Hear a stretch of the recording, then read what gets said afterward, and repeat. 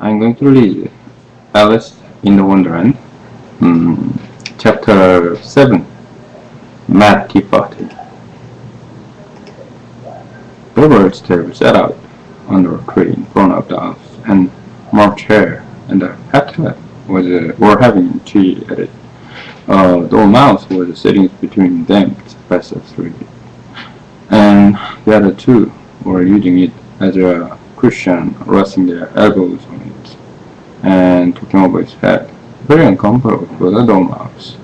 So that is the nearest 3. I suppose it doesn't mind. The table was a large one, but the 3 were all crowded together at one corner of it.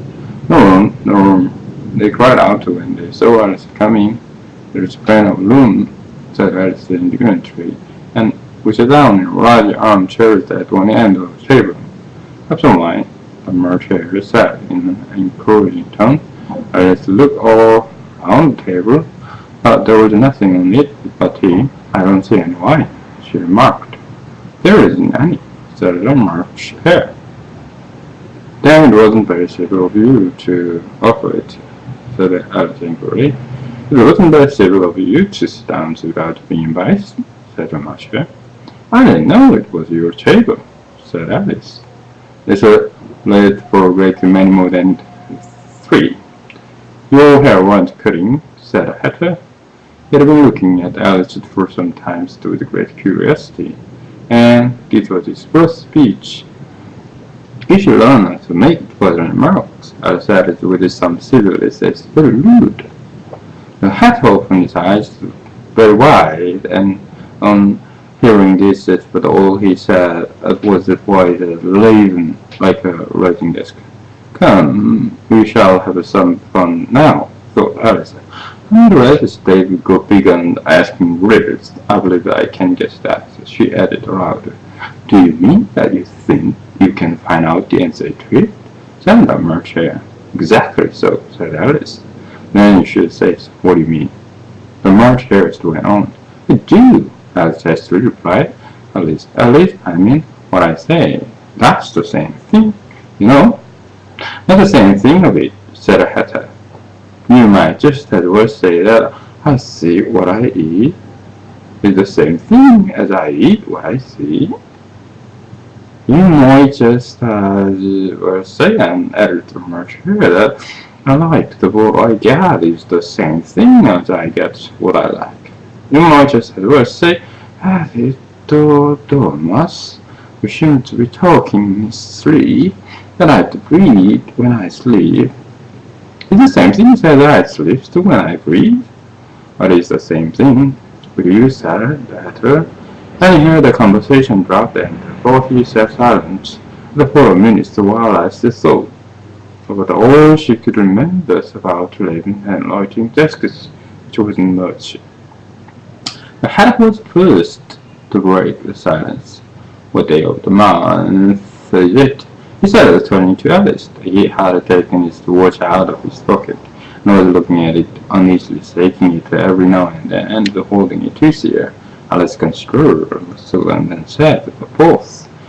2 days wrong, signed the Hatter's title, just to protest against the works that he added, looking angrily at the March Hare. It was the first butter, the March's Hare, the meekest replied, but some crumbles must have got in, otherwise the Hatter's grumbled, you should have put it in. Where is the bread knife? March's Hare took the watch and looked at it grimly. Then he dipped it into his cup of tea and looked at it again, but he could think of nothing better to say then. Especially remarked it was the best butter, you know. Alice had been looking over his shoulder with some curiosity. What a fine watch, she remarked. It tells the day of the month and doesn't tell us what clock it is. Why should it? What is that? But you was watch it. You was what here it is. Of course not, Alice replied very bluntly. But that's because it's after the same years for such a long time together. Which is just the case with mine, said the Hatter. Alice felt relatively puzzled. The Hatter's remark seemed to have no thorough meaning. and yet it was sudden English, iron cold and smooth. She said it as politely as she could. The Dormouse is asleep again, said Hatter, and it is full of little hot tea upon his nose. Upon its nose? The Dormouse shook its head impatiently and said, without opening its eyes, of course, just what I was going to remark myself. Have you guessed a little yet? The Hatter said, turning to Alice again. You want to give it up? Alice replied, it was the answer.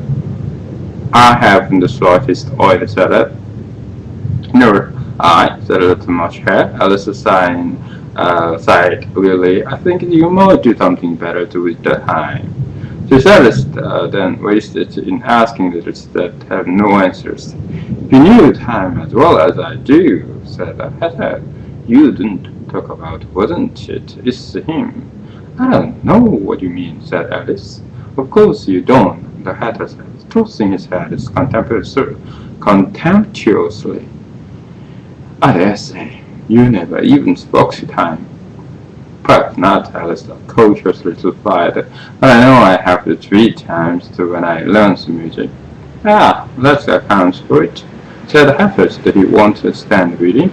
Now if you only kept on good terms with him, he'd do almost anything you like. And with the clocks, for instance, the suffrage war, 9 o'clock in the morning, just time to begin lessons. You only have to whisper a hint to time, and on goes the clocks in the twinkling, as rest one's time for dinner. I only wish it was the March Hare, said to himself in a whisper. That is the grand, certainly, said Alice thoughtfully, but then I thought I'd be hungry for it, you know. At first, the professor's toughest bodies could keep to the hot festival as long as you liked. Is that the way you manage it? Alice asked. The Hatter shook his head mournfully. Aye, he replied as we quarreled last March, just before we went mad. You know, pointing with his teeth and spoons, and how much it was at the great concert Stevens by the Queens of Heart I had to sing.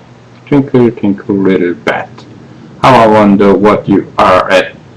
You know the song, perhaps? I have heard something like it, said Alice. Girls innocent had to continue singing this way. Up above the world you fly, like a tea tray in the sky, twinkle, twinkle.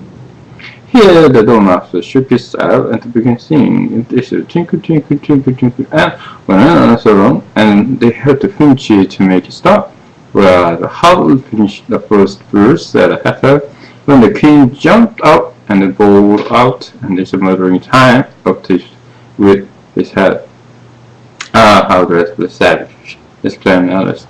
Ever since that, the Hatter went on in a mournful tone, and he wanted to things I asked. It's already 6 o'clock now. A bright idea came into Alice's head. Is that the reason so many things are told here? She asked. Yeah, that's it. The other Hatters to your side as always tea time, and with no time to wish the things between whiles. Then you keep moving around, I suppose, said Alice. Exactly so, said Hatter, and the things get used up. But what happened when you comes to the game again? Alice ventured to ask. Suppose we change the subject of March Hare's, interrupted yawning. I'm getting tired of this. I thought then the young lady tell us a story. I'm afraid I don't know the one, said Alice rather alarmed at the proposal. Then the Dormouse shouts. They both cried, wake up, Dormouse! And they finished it on both sides at once. Dormouse slowly opened his eyes. I wasn't asleep, and he said in a hoarse, people voiced, I heard every story you already used the fellows who were saying that. Tell a story, said a little March Hare. Yeah, please do, please Alice. Beats quick about it, added the Hatter. You'll be asleep again, people done. Once upon a time, there was 3 little sisters that Dormouse began in a great hurry, and their names were Elsie, Leslie, and Tilly, and they lived at the bottom of the well. But they live on, Sarah, who always took a great interest in questions of eating and drinking. They lived on chicle, and Sarah's Dormouse after thinking a minute or two. They couldn't have done that, you know. Alice gently remarked that they have been ill. But they were, said the Dormouse. They will. Alice tried to fancy to herself what such an extraordinary way of living would be like, but it furthered her too much, so she went on to, but why did they leave at the bottom? Well, take some more tea. The March Hare said to Alice very honestly. I've had nothing yet, Alice replied in an opened tone, so I can't take more. You mean you can't take less? Alice hatted. It's very easy to take more than nothing. Nobody asked your opinion, said Alice. To make it worse, Nurse remarks now. The hatters asked triumphantly. Alice did not quite know what to say to this, so she helped herself to some tea and then bread and butter and then turned to Dormouse and repeated her question. Why did they live at the bottom of the well? The Dormouse again took a minute or to think about it and then said it was a trickle. There's no such thing. Alice was beginning her angrily, but the hatter and the March Hare wanted she, and the Dormouse circulously remarked that if you can't be civil, you'd better finish the syrup for yourself. Please go on, Alice added very humbly. I won't interrupt again. I dare say this may be on. Indeed, said the Dormouse indignantly, starved and consented to go on, and so did the little sisters. They were running to draw, what did they draw? Said Alice, quite breaking her promise. Tricky, said the Dormouse without considering at all this time. I want to clean up cup, interrupted the hatter. Let's all move to one place one. Even Dormouse spoke and Dormouse followed him. The March Hare moving to Dormouse's place. Alice rather unwillingly to the place of the March Hare. The hatter was the only one who got any advantages from the change. Alice was as good as or worse off than before. And the March Hare had just upset the milk jug and went to his plate. Alice did not wish to offend the Dormouse against, so she began very cautious, but I don't understand. Where did they draw the trickle from? You can draw the water out of us to what was inside a hatter, so I should think you could draw the trickle out of a trickle well. Did you? But well in the well, Alice said to Dormouse, not choosing to notice this last remark. Of course they were, said Dormouse dwelling. This answer was so confused for Alice. I feel like Dormouse to go on for some time without interrupting it. They were learning to draw, and Dormouse went on, yawning and opening his eyes, and Poet was getting very sleepy, and they used all manner of things, everything that begins with M. Why with an M? Said Alice. Why not? Said the March Hare. Alice was silent. The Dormouse had closed eyes, and by this time was going often into a doze, but when being pinched the bride, I had to walk up again and with a shriek and went on. The begins with the anthem such as it's the mouse trap and third mountain and the memories the muchest. You say things and or much of the muchest them. Did you ever see such a thing as a drawing of the machines?